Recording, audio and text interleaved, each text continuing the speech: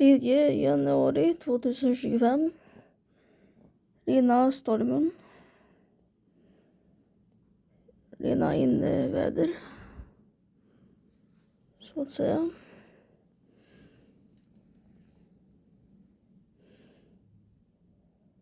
Så det är bara att hålla sig inne.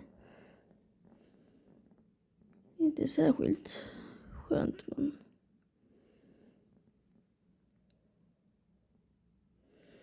annars tycker jag ändå är rätt fint. Men det är fint med snö, men när jag vill vara ute, då vill jag fan ut och gå.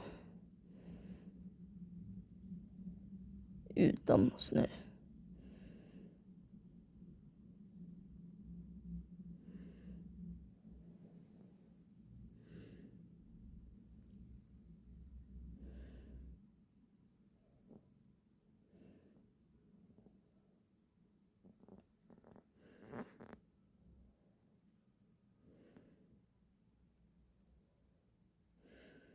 Ja.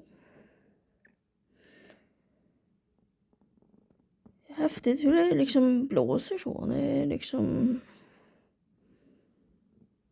i dina stormen ändå, fast det...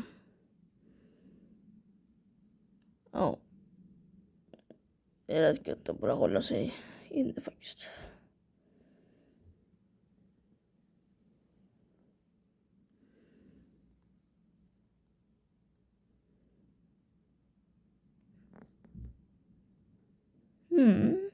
Så är det.